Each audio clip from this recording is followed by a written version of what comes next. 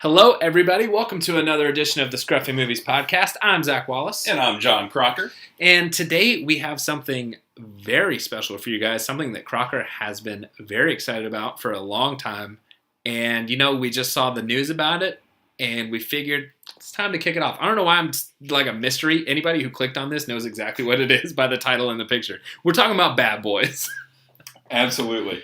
And, I got to admit, I was just perusing Instagram, I guess it was a week ago now, and you know how it gives the little pop-ups at the top. It's like, so-and-so started a live video, and I never ever click on those, unless it's ScruffyMovies, of course. And I saw Will Smith, and I don't know why, but for some reason I clicked on that, and it was live Will Smith and Martin Lawrence announcing that Bad Boys 3 is official. Bad Boys for life. Is that the official title? That's the official title, which is really cool because that's a big saying that they had in the second one, back and forth. Yep. In which this is, I will say, the first podcast I have ever had to do. Like Crocker last time didn't have to watch The Fast and Furious. This is the first one we've ever done where I actually had to sit down and rewatch movies to be able to talk about it. I haven't seen Bad Boys in years, and I was like, let me just get refreshed. But yeah, that's something they say in Bad Boys 2 back and forth. They're like Bad yearbook. Boys for life. Yeah. Yeah, it was the yearbook thing.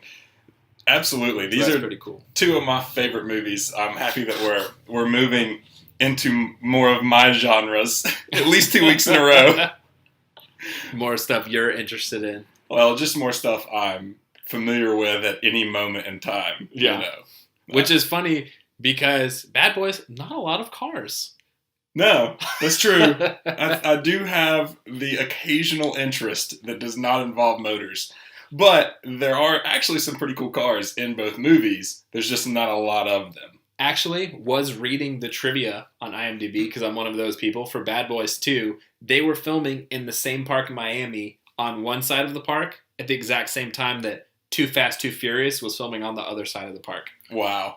That's pretty awesome. So, yeah. Gosh. Too Fast, Too Furious was 95 as well? Bad Boys 2. Or Bad Boys 2. So okay. like 2003. Yeah. Okay, early 2000s. I think you just like Miami. That might be it. Because everything in Miami, you're like, dude, Miami's sweet. Yeah. Well, so speaking of Miami, let's just go ahead and dive into this. Bad Boys 2, and Bad Boys 1 as well, but Bad Boys 2, I think, is like the closest thing we really have to an awesome Miami Vice movie of our generation, other than that one Miami Vice movie that they did. Jamie Foxx. But, drug traffic from South America, and they're dropping it, out of helicopter, or like into the water, and then scooping it up on a speedboat, and you've got the narcotics task force and all of that. It was really just kind of Miami Vice-y with the nightclubs and the Russian mafia and, South Americans and all that. So I really dig that because there's really not a whole heck of a lot of other movies that really explore that, I guess, genre that was made popular in the 80s. Yeah, and I will give it to Bad Boys. I guess I didn't remember this when I was kids. It's kind of just when you're a kid watching a movie, you glaze over stuff you don't understand just to like get to the cool stuff. So Bad Boys 2, I remember really liking. I thought it was hilarious. I remember it having like good action and stuff. But last night as I was watching it, it's a 2.5 hour long movie. Oh, yeah. And so when I was watching it last night, I was like, damn, this plot rolls pretty deep. It is one right after the other. And if you don't pay attention, you get lost in Bad Boys 2. Oh, yeah. And that's just something that, like, it never occurred to me when I was a kid. I guess I just glazed over stuff I didn't care about. Yeah, and, another thing that you notice watching Bad Boys 2 is how many like stereotypical things came out of that movie, at least in my mind, and I could be totally wrong here, but that woo-saw that he does. Yeah. And when you were in high school, at least for me, that was like a running joke between me and all of my buddies. Woo-saw is what you say to calm down, and that totally came from Bad Boys 2. Yeah. The Russian mobster with the slick back hair, that actually kind of reminds me of that. I can't remember what movie it's from, but the Tom Cruise cameo where he had the slick back hair. Tropic Thunder. Tropic Thunder. Kind of reminds me of like the same topic character. See how deep this knowledge rolls? Yeah. It's just bubbling at the top, ready to go. You just got to give me one hint. Yeah, that was a very, very like Tom Cruise, slick back hair cameo. Yes. And I was like, Tropic Thunder, he plays Les Goodman. Yes. Oh my goodness. You knew the name. And then the other guy with the long hair that sort of reminded me of Rocco from Boondock Saints, you know? Yeah. There's like so many stereotypical sort of figures and just things that happen in these movies. Like the, gosh, I can't remember who it was. I think it was the therapist for Martin Lawrence that goes, "You do know what the fuck I'm talking about." Yeah. You know, like even that line just sank in deep. And maybe again, I know we say this every few podcasts, that we were sort of prime demographic for these movies when they came out. We were 100%. Which may be why it sort of set into our lives a bit deeper than others. But all of these things that you see and hear in just sort of pop culture originated in this movie. And that's how big of an impact it had. And I almost feel like nowadays it's, I don't want to say forgotten, but it's definitely not appreciated to the level that a lot of other movies are. Yeah, it's really funny too, because when I was rewatching them, the first movie, the credits start with starring Martin Lawrence. And then it's like a couple beats and it goes, Will Smith. And I was like, whoa, Martin Lawrence was the bankable guy back then? Like, a lot has changed over the years. And that was back in the day too, where credits, and I say back in the day, this could just be a choice every producer makes at some point, or director, but they would credit you in order of appearance. So that's like every movie has a different way of doing it. Okay, because I recall trying to look up the name of the girl. Mm-hmm. It's like Tay something. Téa Leoni. Yes, of Jurassic Park 3 fame. Yes, of Jurassic Park 3 fame. I remember trying to look her up on IMDb and having to scroll for eons. Yeah. And she doesn't pop up for a while. No, she was a huge part of the movie. You know, but I guess it's just weird kind of how that works, because I'm accustomed to going to IMDb and finding highest billed cast as your top few people, and then you always get to the main 4 or 5 folks. But actually having to sit there and scroll, and I guess that's because IMDb put it in the same order as the official credits. I'm unsure. Yeah, probably that is why they did that, why it was ranked that way. And then it just like blew my mind that I was like, whoa, Martin Lawrence came before Will Smith. I was like, that's crazy, because the way Will Smith is now, huge blockbuster dude. Oh, yeah. And even the roles they played, that kind of mindset carried on with me throughout the entire movie. Martin Lawrence is like a family man. He's the cool family man. Will Smith is like the dog, single guy going after all the ladies all the time. Playboy. And I was like, wow, if this movie was made now, same actors, 100% switch. Will Smith would definitely be the family man, and Martin Lawrence would be like the funny uncle always going after the ladies and stuff. 100%. Yeah, I don't know about that. Maybe. I can definitely see where you're headed there. I think Will Smith's such like he's a family guy now. Everybody in the family knows and loves Will Smith. The dads, the ones that would connect and like to the funny, oh, that's funny, he's going after all the girls, know Martin Lawrence. I don't know. And that's the ones that would. This is the same Will Smith that released the hit song "Getting Jiggy with It." So I'm not sure. He's transitioned. He's a totally different dude in all these movies now. That's true. Pursuit of Happiness, he is a totally different dude than Bad Boys. Oh, absolutely, absolutely. I have to give you that.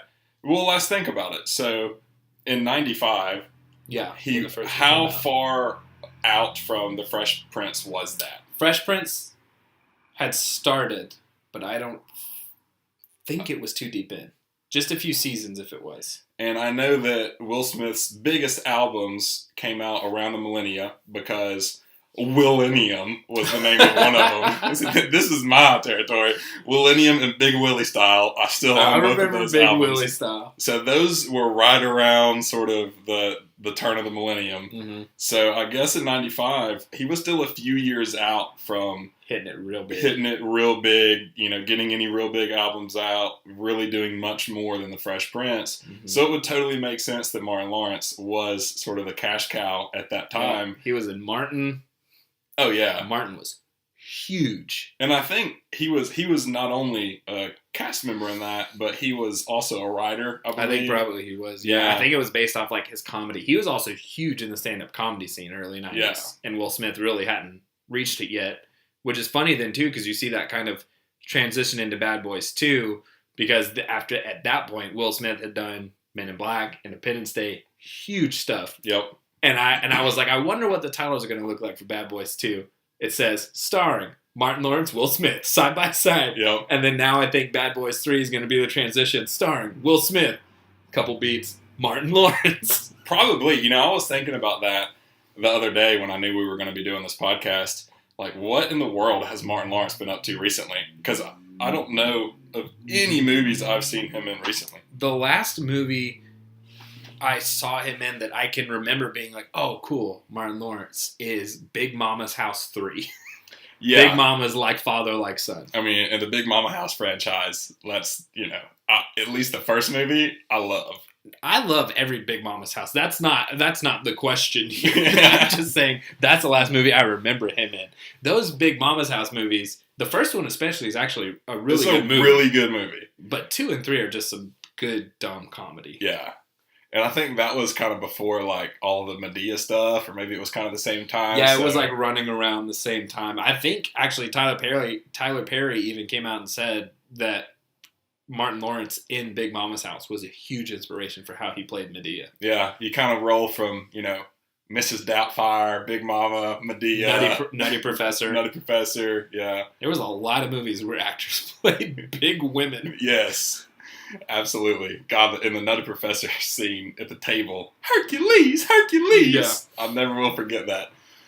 So, back to the topic at hand, Bad Boys.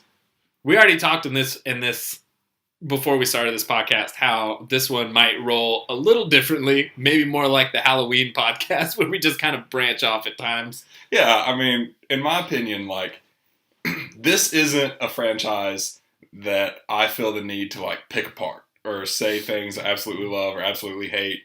I think both of these movies are fantastic. They were a staple of my childhood.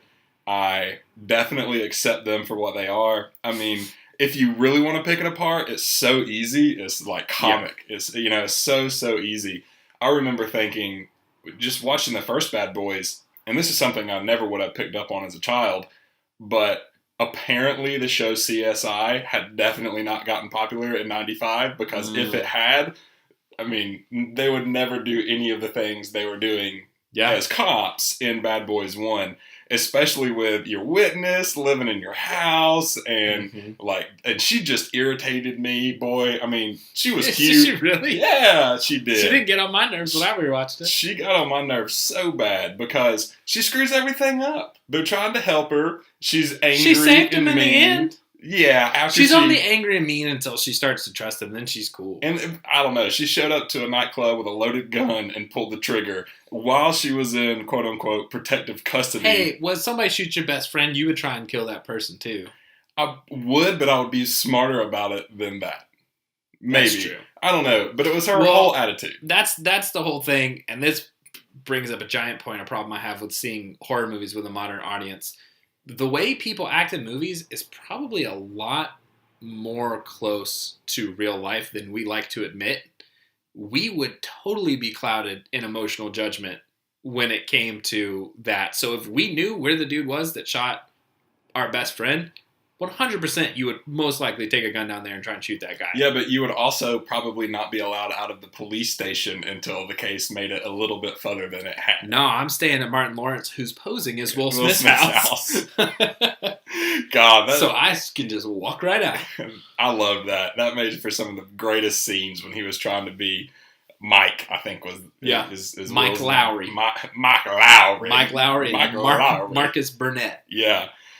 Oh gosh, those are some great scenes. But yeah, she irritated me. I mean, it is a movie of the times. As cops, you can never get away with doing half of what they did. I know.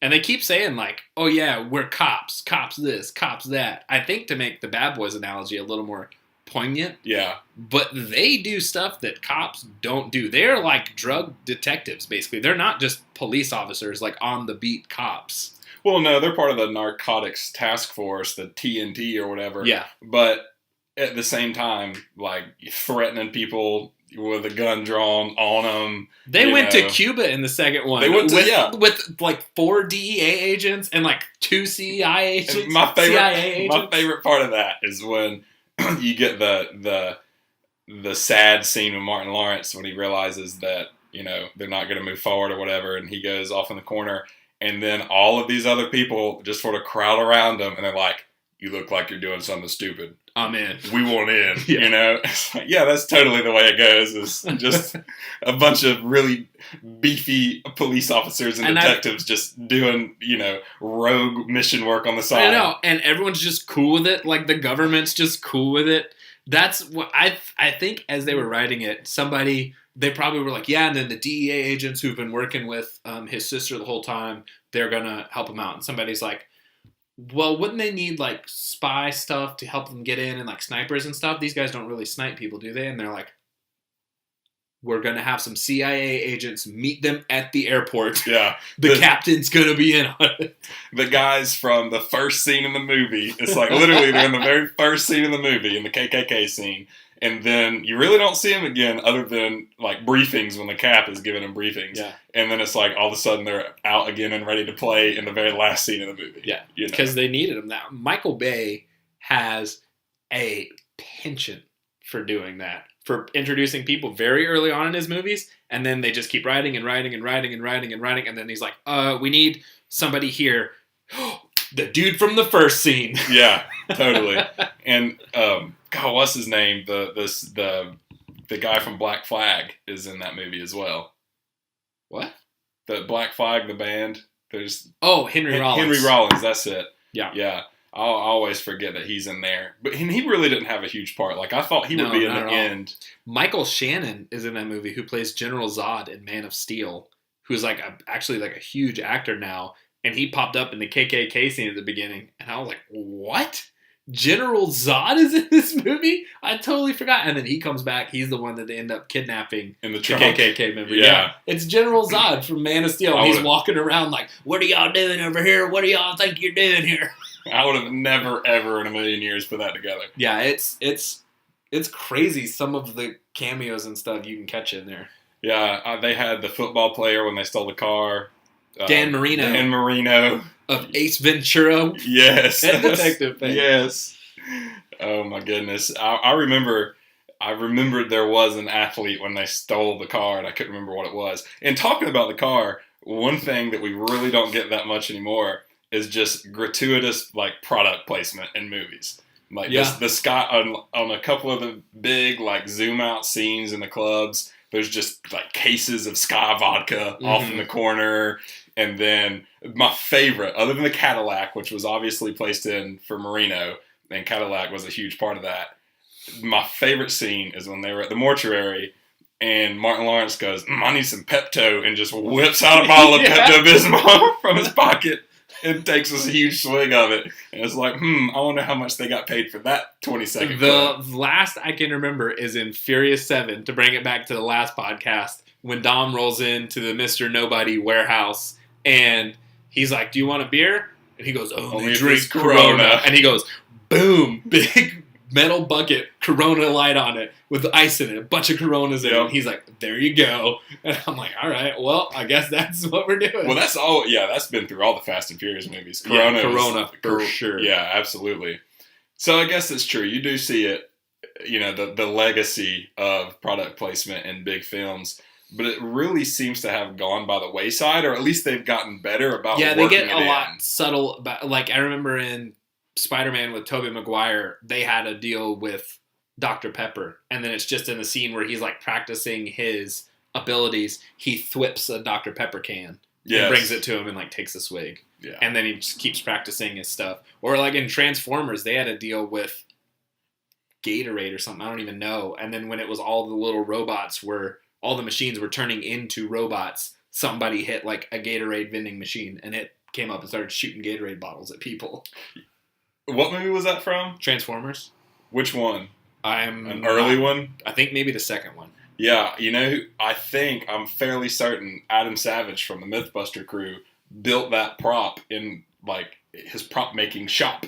Oh, really? Yeah, because I didn't know that. That was sort of his real hustle in life before Mythbusters, was he was a prop guy. And that was one of the last things that he had, like, a major credit on, is that was a functioning robot that he built. Yeah, then that was probably it then, yeah. Yeah, random From Transformers. Random factoid there. There's not many like vending machines that shoot bottles at people, so they're. Oh, that one did. Yeah, had to have been him. And another Michael Bay movie. So let's go here, if you will. Am I crazy? Have I missed it? Or do we just not really get that many like buddy cop comedies anymore? Yeah, I feel, and in some aspects, it's funny because I like when movies are smart. I like when they think of everything and like they really work it out and like all that kind of stuff. I like when movies can surprise me and stuff. But also, just as a guy who enjoys movies, sometimes I just kind of want to turn my brain off and see people make jokes and like stop some drug dealers. Like there's not a lot you got to do behind the scenes for me to be invested in the movie. And we don't get that anymore, kind of like with Bad Boys. Bad Boys is a fun movie to just sit back and be like, ha, cool. Yeah. And like you like the two dudes, you see them go through like all these little tiny missions together that end up like coming up into a bigger thing at the end, and it's like an overarching thing where they have to go to the mortuary, they get in a couple car chases, they do this, they do that. And there's not really movies like that anymore. I feel like Hollywood, in some aspects, has become too smart for its own good. You know, I sort of look at it like what we mentioned earlier, which is, you know, when CSI came out, everybody became a crime expert in how you treat crime scenes. Yeah. But I think CSI as a cop drama, and then quickly followed by things like Criminal Minds and NCIS and I'm Bones and all those shows. All of those shows might have given people their cop fix, you know? Mm-hmm. And it may not be a buddy movie or a buddy show, but it gives you sort of what you're looking for there. See some people solve a case and, you know, a mystery. I think it also probably just made people smarter as to like the police procedural. Yes. And so as they're watching movies like Bad Boys, just regular people in the audience who spent Tuesday night binging CSI are like, oh, well, they couldn't get away with that. Totally. No way they could get away with that. They're walking all over the crime scene. He's grabbing evidence with like no gloves on his hands. Yeah. Like, going through bloody pieces of paper with no gloves on. Yeah. And holding a blown off finger with no gloves on. You know. Yeah. I think people have just become a lot savvier to that kind of stuff now too, and it's harder for Hollywood to get away with that kind of stuff, which sucks because sometimes it's fun, like I said, to just sit back and be like, all right, cool, go for it. Yeah. I'm in whatever ride you guys are taking me on, which it makes me excited for Bad Boys for Life. Might be something more along those lines. I think Michael Bay's coming back for it. I don't know if he's signed up or not. I'm pretty sure he is. I mean, I hope so. He did both of the first ones. Yeah. So Bad Boys 1 was his first movie ever. What? Ever. What? That was the first Michael Bay movie. I would have never known that. And they did not have the buy-in of the studio, and so they wanted to cut his budget because he was an unknown director at the time. And this is also from the trivia, and it was something like the final scene he needed an effect to go, and the effects company was basically like, that would be $20,000, whatever it is. Mm-hmm. And the studio was like, well, we're not going to do that. If I figure out a different way to do it. So he cut his director's check, paid the studio back some of the money they paid him so that he could get the effect in the movie. The big runway scene at the end? Yeah. I guess. It was like a big effect they were talking about. They didn't mention which one specifically. But yeah. Yeah, of all the years that I've gone between watching these movies from when I first saw them to seeing them again, if there's one scene I never will forget from any Bad Boys movie, and I don't know why it stuck with me, is it's the very end of the first one when he reads him his rights as he's chasing him in another car. Yeah. And Will Smith goes, what are you doing? And he goes, getting it out of the way. Yeah. That just sank deep in my consciousness, and I have just held on to that. I don't know why, but I never will forget that scene. It maybe because there is a Shelby Cobra in the scene. Bringing it back to the car. I know. And I've just logged that in my memory banks next to something I want to remember. But it totally would not be the same if there weren't all the huge explosions with the ether and all that. Yeah, that's where I feel like Michael Bay has his niche in Hollywood, is that he makes action movies that people like to go see. They don't necessarily have to be good movies. he just makes fun movies. He makes entertaining movies. For as many problems as I had with Transformers 4 and 5, I didn't walk out of the theater not being entertained by it. Right. He knows how to entertain an audience, whether it's smartly or not as smartly. He can entertain you for 2.5 hours. 100%. Oh, yeah. Absolutely. And also, I didn't know if you knew this yet or not. I was hoping to have another Scruffy Movies Crocker exclusive on here. All right. Let's hear it.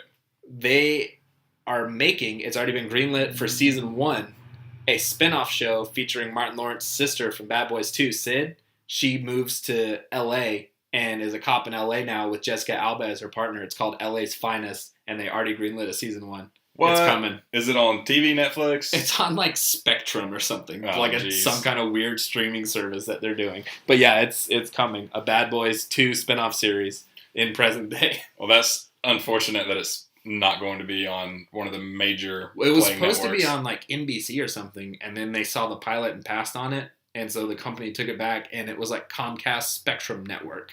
And they were like, we want this to be our first original series. And they went, all right. And so now they're making it there. Well, I guess that means that Sid will certainly be coming back in Bad Boys for Life then. Yeah, I would hope so, unless it's like a Agent Coulson situation. And they're like, all right, well, you're on the TV show now. Let's make the Bad Boys movie. Yeah. Because going back to your point earlier about sort of the characteristics of both of the guys, it's been years, a decade or more. More. You know, probably almost 20 years. I mean, at least 15. It's going to be 16 years by the time Bad Boys for Life comes out. So coming out 2020. If Mike and Sid have been together for that long, they're definitely married. We're assuming Martin Lawrence is still a family guy. So then at that point, you're not going to have the duality of the playboy and the husband. Yeah. You know, so I almost hope that Bad Boys for Life is like them about to retire or something, and like it's about to all be over, and then some long forgotten case comes back, and they're like, "Whoa, this is the first case we ever worked on that we couldn't solve. I think it's time that we solve this one last one, and we retire." Then that gave me chills just thinking about it. See, look, there we go. Michael Bay. Hey, you guys, if you need a script for Bad Boys for Life, clearly I've got the idea. Hit us up. Ready to go. We just want a little tiny credit. We just want story by, and we're good. Just invite us to the premiere. We're good. Yes, absolutely. Maybe pay for the flight to California. I just want a picture with Martin Lawrence and Will Smith, and I'm good. I'm set. Yep. I need nothing else. Totally. I hope it is along the same lines as the first two. I hope they don't go too big with it. Because Michael Bay recently, to my knowledge, has made like huge, wide-scoped, like big action movies. Yeah. And the Bad Boys movies, they are older, but they are a bit more street level. Definitely the first one more than the second one. So I hope that Michael Bay throws away all of the norms for today, and we get the Bad Boys movie that would have come out if it came out the year after Bad Boys 2. Yeah, I'm also kind of really scared for that. More in this conversation, I've been thinking about it, how we mentioned Hollywood's almost too smart for its own good now, but Bad Boys was like this shining light of just, hey, come be entertained by some cop stuff for a while. Right. And I hope that that's what Bad Boys 3 is. I hope it's not like, oh yeah, and we're hacking the tech and doing this and that and that and this and that. I want to see Will Smith in a car chase, Martin Lawrence sitting in the passenger seat screaming about how he's driving the car. Yeah. I don't care about you guys got to hack the tech industry to do this or to do that. Make it Bad Boys if you're going to make a Bad Boys 3. It needs to be Bad Boys. And it has to end, the movie has to end with Will Smith going, now that's how you, and then verb, and then from now on, that's how you, verb. That's how you hack the tech industry. Yeah. In the first one, it was, that's how you drive. From now on out, that's how you drive. Yeah. And then the second one is, that's how you shoot. Yeah. From now on out, that's how you shoot. Yeah. So they have to do that again. I require that of Bad Boys 3. I'm sure that they probably will. Studios are usually pretty good about that kind of stuff. The little nods. Finding that stuff. So hopefully they get, I don't even know who's writing it, if they've announced it or anything. Hopefully they get somebody good who is a fan that can look at that kind of stuff. I hope it's not somebody, I hope we don't get like a Star Wars Episode 8 on our hands where somebody's like, well, I'm going to make the Bad Boys movie I want to see. Because I just want what Bad Boys 2 was. Give me another one of those. I'm good. You know, I don't know if this would ever actually hold up, but I feel like Martin Lawrence and Will Smith both owe a tremendous amount to the Bad Boys franchise, and they probably both have a lot of respect for it. So if they were to show up and read a script that they didn't agree with or that they thought was bad, they would probably just say, you know what, we're walking away. I would hope so. I would hope so. I'm assuming that that's probably the reason why we haven't seen a Bad Boys 3 yet, because I'm almost Bad Boys 2 did great at the box office. Oh, yeah. So I'm assuming that the studio went, great, Bad Boys 3, greenlit. But it's just taken this long to develop because they just haven't had the story or the time, and so it just was like put on hold, and then they were start thinking about it again, and then they were like, put on hold again. And so now it seems like that it's actually coming out. I think it's not to just keep crapping on Martin Lawrence this episode. I respect Martin Lawrence a whole hell of a lot. I like Martin Lawrence a lot. But Will Smith definitely, if he, it's the same conversation we had last week with The Rock and Tyrese Gibson. Tyrese Gibson is a huge part of the Fast and Furious franchise, but if he started mouthing off about something, people might not be as receptive to if The Rock started mouthing off about something. Same with Will Smith and Martin Lawrence. People would be receptive to Martin Lawrence, but if Will Smith was like, I don't like the script, they'd go, okay, well, let's get somebody in here. Let's get a team together. Let's work on this. Let's make it where Will likes it. And Martin Lawrence is like, I've been telling you guys I didn't like the script for 3 weeks. And like, Will Smith talking, Martin Lawrence. Sit in the corner. Sit in the corner, Martin Lawrence. Yeah. And, I'm just sitting here trying to think, what were really the other buddy cop comedies that were even around then? Because, like, the last one I can think of is, like, Beverly Hills Cop. Beverly Hills Cop is a good one, but I would argue that that's not really a buddy cop movie. You don't think so? I mean, he hangs out with, I can't remember. The tall dude with all the guns in the trunk? Yeah, Judge Reinhold. That's his name in real life. I can't remember his name in the movie. But, I mean, it was never marketed as a buddy cop movie. He had a dude with him. It's the same as saying, like, Iron Man 2 is a buddy cop movie because Rhodey helps him out sometimes.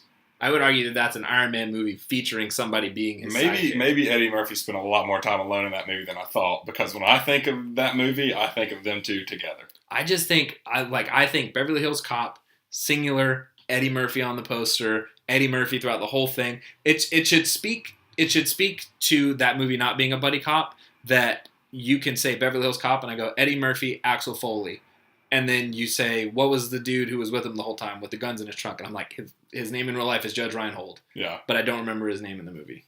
What were some other ones? Because the only other ones I'm thinking of right here on the spot are definitely like kids movies, like Cop and a Half. Hey, Cop and a Half's a great one. It is, isn't it? They just made a new one. Oh, really? Cop and a Half, the new recruit. I feel like I remember. I always get him confused. It's Danny Glover, not Donald Glover. Danny Glover. Yeah, Danny Glover. He was in one, I think. I can't Lethal remember. Weapon. Lethal Weapon, was that? Lethal Weapon's a great one. Yes. That is like the number one buddy cop movie of all time. Lethal Weapon. The Other Guys is one that came out kind of recently, but that's another one where it's really funny, but it's a little too smart for its own good at times. They're talking about like real estate, pyramid schemes and stuff like that, and I was like, just be funny. Me shooting. And I don't care about all this. The Other Guys too it flirts with that, I don't know what I'm going to call like that teen movie, where it's like more slapsticky, not necessarily slapsticky, but more like rude, crude, and cut out of a rough I can cloth, see that. That was one of those movies that I would still consider to be part of. There was a giant resurgence of those kind of movies in the early 2000s to the late 2000s, and they called those dudes the Frat Pack. And it was like Will Ferrell, Jack Black, Steve Carell, Seth Rogen, like those kind of movies. And that one's like, if all of these were living in a fraternity, The Other Guys is the dude who opens the door while all the rest of the movies are off doing other bad fraternity things in the house. So he's definitely the dude that opens the door, but he still lives in the house with the rest of them. That makes sense. I mean, what are some other good ones that have come out in, the past 10 years? Because I really can't think of Yeah, that's why I'm like racking my brain. And I can think of like good cop movies like Kindergarten Cop and stuff like that. Yeah. But there's not been a lot of really Cop good. Was also when we were kids. Yeah.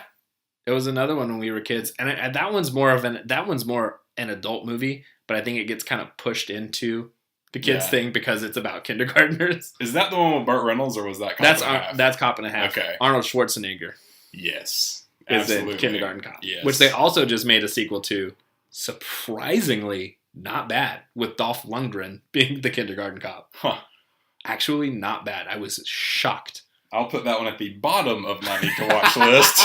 And one day when I'm Kindergarten Cop 2. yeah, one day when I'm just really scraping the bottom of the barrel. You can always tell they're scraping the bottom with sequels when if you just look at the DVD cover and it says the title and then underneath it says an all new movie. You can tell that the producers aren't confident in this movie. They're like, people don't really know this franchise. Make sure they know it's an all new movie. Like all the Scorpion King straight to DVD movies, it'll be like Scorpion King, Book of Souls, an all new movie from the producers of the Mummy trilogy. Same with like Death Race, an all new Death Race. Yeah, they've worn Death Race out. Yeah, that's how you can tell if you look. It'll say an all new movie. That makes just sense. to let you know. Yeah, that's one of those like that's just in the default template when they go to build like a straight to DVD poster. It's just already on the template. That's what I love, the individual releases of the straight to DVD American Pie movies, because in every single one you can find some kind of pun where they're either like the newest slice of pie, or they're like, this is the hottest slice of pie yet, an all new slice of pie. Like every single one. Hey, they make that joke. Props to them though for at least keeping it going. You know. No, I'm. This is another Big Mama situation. I'm not knocking the American Pie franchise. I love the American Pie franchise. Me too. Every single one I love with a passion. I have a mix on my phone right now that I spent hours creating with like 50 songs called American Pie Mix, and it's just soundtracks of all the American Pie movies that I like. So I'm not knocking the American Pie franchise. The Butterfly song is the only one I can think of from the movie. Oh, I have 50 of them. Well, I will need to be getting that from you at some point in the future. Oh yeah, that's the American Pie's the main reason I like punk rock music now. That's my favorite genre of music because the American Pie movies were so influential to me when I was a kid. That's pretty awesome. I mean, I love the American Pie movies. I thought they were great. I was in band. So. Oh, I heard that a million times. I wasn't in band, and I still heard it a million times. Oh, I bet. That was one of those whenever we were kids, kind of like the woosah. That was just one of those that you heard all the time. It's one time at band camp? Yeah, it just penetrated the culture, and it just stayed that way. Totally. So Speaking of woosah, the Bad Boys. The Bad Boys franchise. So what do you got? What's on your mind? Is there any things that you loved, hated, comments, questions? These are some things that I've already I was talking to you about before we started this podcast. I like the second movie so much more than I like the first movie. Yeah. I guess in my head, before I'd rewatched them, they kind of run together for me when I was a kid. And then rewatching that first movie, I was like, it's pretty good. Yeah, it's not bad. And then the second movie was just like, oh, this is the Bad Boys I remember. Yeah. This is the one I like so much. All the classic scenes definitely came out of the second one. It was a brighter movie. I mean, the first one was dark. It really was pretty dark. I think when the second one came around, Michael Bay had found his niche as a director. Yeah. Because Michael Bay movies, you can watch a scene from and go like, is that made by Michael Bay? Because he has a very distinct style. Same with like Tim Burton and all those big directors like that. You can just see something and go, I think that's from this guy's movie. And the first Bad Boys, since it was his first movie, wasn't really like that. It had inklings of it, but it wasn't there yet. Yeah. Bad Boys 2 was like, okay, I'm established. I know who I am. This is my movie. And Martin Lawrence and Will Smith had figured their jam out at that point. Yeah. Because there were a few times in the first one where it was like, I don't know if you're forcing it, or I don't know if like it's just not I sort never of felt rolling that off really the in the tongue. first one. Really? Yeah, I never really felt that they were like forcing the relationship. No, I don't. Forcing it's probably not the right word, but it just didn't feel as natural. They hadn't figured each other out yet. Yeah, that's what it is. They're like acting styles. They didn't know how to play off of each other yet. Yeah, totally.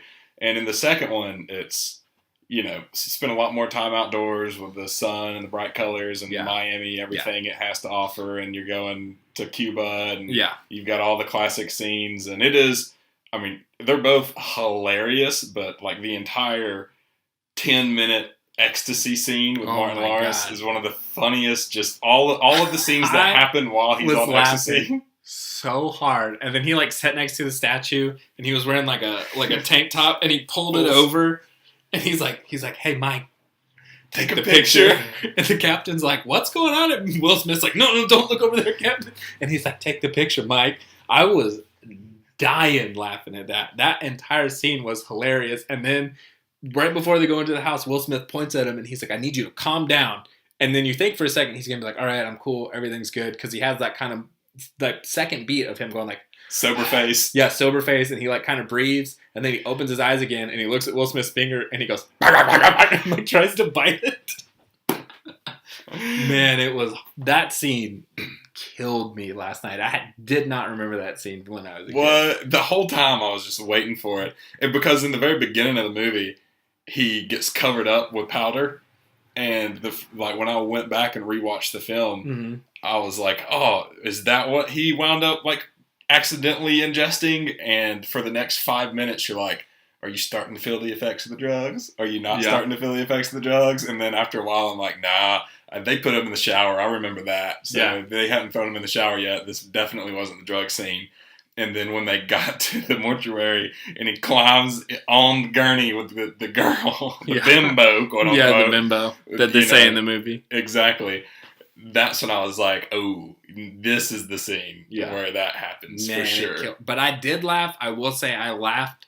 The hardest I laughed the whole movie was when Martin Lawrence and Will Smith were interrogating his daughter's date. Oh, yeah. And then as the mom and the daughter are walking up, they're talking about Martin Lawrence is like, are you a virgin? Well, you're going to stay that way tonight. And then Will Smith's like, you ever had sex with a man? And you could just, like, you don't see the kid, but you hear the kid and his voice is faltering. And he's like, no, sir. And he's like, do you want to?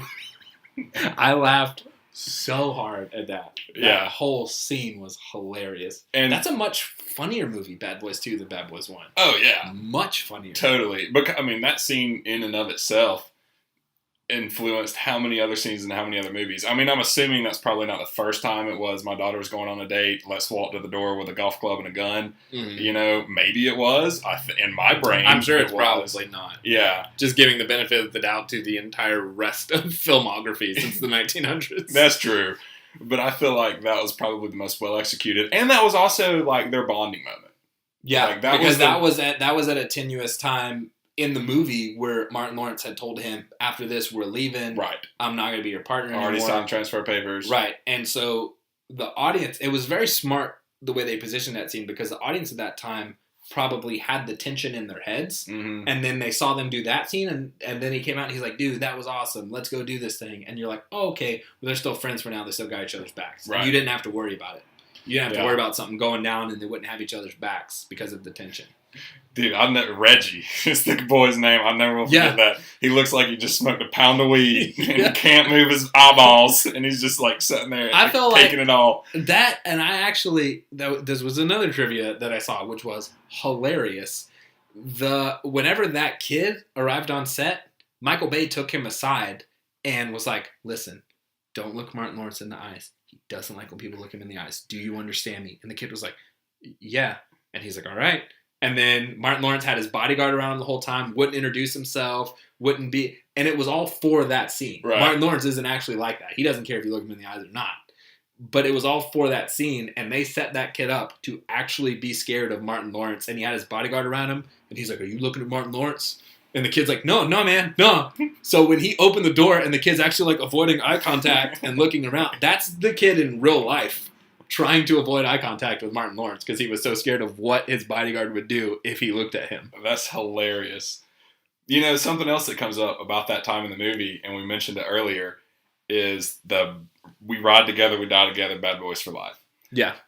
And that is something that I would have always said was something that they threw back and forth all the way from the very beginning of the first movie to the very end of the last movie. But in reality, they really only say that to each other like in a couple of key moments. Yeah, they only say Bad Boys for Life in the second movie like 2 or 3 times. Yeah, totally. Yeah. And in my brain, that saying is just so synonymous with these two movies that I feel like it was in every other scene. But it really totally wasn't. It was pretty reserved for when it needed to truly hit home. Yeah, and that's another kind of what we were talking about earlier, where Bad Boys 1 is a good movie, but Bad Boys 2 is what you're like, oh, okay, like that's what you remember Bad Boys as being as from your childhood. You remember Bad Boys 2 more than Bad Boys 1. You remember the Sunday Miami scenes. You remember the funny cop stuff. You remember like all those sayings and stuff. Yep. Bad Boys 2 is much more synonymous with, in my head, when you say Bad Boys, it's Bad Boys 2. It's not Bad Boys 1. It's Bad Boys 2. Although Bad Boys 1 is not that bad of a movie either. I don't think. I enjoy Bad Boys 1, but when you put the two side by side, I mean, there's no comparison. Yeah. It is a much, Bad Boys 2 is a much better movie. And it's also really funny because they kind of make that joke in Hot Fuzz, the movie. I don't know if you've ever seen it, with Edgar Wright. Oh, years ago, Edgar Wright directed it. And, one of the cops, Danny, played by Nick Frost, is obsessed with cop movies and just like movies in general. And then Simon Pegg, who's playing Nicholas in the movie, is walking along and he's asking him all this stuff that he's seen in cop movies, but police don't actually do. He's like, have you ever fired one gun whilst jumping through the air? And he's like, no. He's like, have you ever fired two guns whilst jumping through the air? And he's like, no. And then they keep talking and they start talking about movies. Like, you ever seen Point Break? And he goes, no. Have you ever seen this? No. And he goes, you ever seen Bad Boys 2? And he goes, no. And he stops in his tracks and he goes, you ain't seen Bad Boys 2. And then they end up watching it. And they use a scene in Bad Boys 2 to speak to what's actually going on in Hot Fuzz. Like, somebody gets murdered in the movie Hot Fuzz, and they use the scene of when Sid's been kidnapped, and it's the two characters watching it in Hot Fuzz, and Martin Lawrence answers the phone, and he goes, shit just got real. And, like, as soon as he answers the phone, Simon Pegg's phone rings, picks it up, and they are hearing about the murder that just happened in Hot Fuzz. Huh. That totally went over my head. I know I saw that movie. It was one of the bigger comedies of that year when it dropped. Yeah. So I definitely saw it. Another good buddy cop movie. Yeah, that's true. I need to go back and rewatch that one. Mm-hmm. That one very, very good. Higher on my list than Kindergarten Cop 2. It should. I was going to make a joke, but there's nothing to make Hot Fuzz is 1,000 times better than Kindergarten Cop 2. Yeah, absolutely. Well, that's interesting. Yeah, that is another buddy cop comedy. Mm-hmm. Well, I think we're cutting off a little early, unless you got anything else to talk about. We came into this going, well, we might not have much to talk about Bad Boys. We're both fans of the franchise. There's not a lot of theories going around. So we were like, well, I mean, it'll be cool to talk about. We're really excited for Bad Boys 3, but I don't know if we're going to have much to talk about for a while. I think this was one where we both discovered that Bad Boys 3 was coming out, and we started just right there on the spot talking, and then we went, ooh, we need to record this for a podcast. Yeah. Well, hey, we got through a lot. We've got a lot of Bad Boys content right now in this podcast. That is very, very true. Mixed in with Kindergarten Cop 2 and American Pie. Yep. Well, if you haven't seen Bad Boys 1 or Bad Boys 2, go watch them both. They're great movies. Bad Boys 2, obviously, if you can only pick one, it is the best. And it's just so classic. I mean, it paved the way for so much. It really did build a filter for which I watched many other movies, if not all movies ever since the first time I saw it. I mean, it really did. Even when we were talking, you were telling me like some of your favorite scenes before we got into this podcast. You were like, oh yeah, that scene with the KKK dudes. And I was like, yeah, it's Bad Boys 2. And you're like, oh, this scene where they take the car from an athlete. And I was like, yeah, it's Bad Boys 2. Yeah. Bad Boys 2 is the one you draw from. That's true. That everybody draws from. So I really hope Bad Boys for Life is Bad Boys 2. Just another one in present day. And if they have learned the lyrics to the song, I will be upset. I need it to be 15 years later, and both of them get to... Hey! Absolutely. I fully expect that, and then I expect the closing statement of, now that's the way you, from now on, that's how you... And I'm hoping for just a fun, entertaining movie. I don't care if it's smart. I don't care about any of this stuff. I just want it to be a fun movie. I want to showcase Martin Lawrence and Will Smith's relationship together, and I just want it to be like a fun funny movie, because I feel like we Yeah. haven't gotten one of those in a while. Like a big blockbuster, fun, funny movie that you're just entertained by. And I don't want them to go too technologically oriented with it. Like you were No, I talking about really the don't hacker want them thing. to do that. Like, I mean, you really only saw one gigantic 90s bag phone in the first movie. Like, Unless, and this is the only way I will accept it, because Martin Lawrence has a family, he has not had time to learn the new technologies, but Will Smith has, so he's super tech savvy, and Martin Lawrence is like, and Will Smith is like, you need to call somebody. And he's like, how do I call? Like holding an iPhone. And he's like, I got it. And he like takes out his flip phone or something. And Will Smith's on the ground, have been shot. And he's like, oh, come on, man. I'm not going to be saved by a Motorola. That would be nice. So I will take that. Yeah, I just want it to be. We'll write Bad Boys 3 for you. We got a funny scene already queued up for you guys. Take us to the preview. That's all we ask. We got it. We half written. We already got the title, Bad Boys for Life. That's true. Awesome. Well, go see Bad Boys 2 if you haven't. Definitely before you go see Bad Boys 3. And coming out in 2 years. Oh, is it really that far ahead? It's like 2020. Oh, yeah. Well, in 2020, we will be doing a spoiler cast Boys after we watch Bad Boys for Life. So be on the lookout for that. All right. Bye, everybody. Follow us on Instagram at ScruffyMovies. At Crockalicious. And we hope you had fun today. Next week, we're coming back with an all-new episode for you guys. It's going to be a lot of fun. So enjoy your week, and we will see you next Monday. Bye!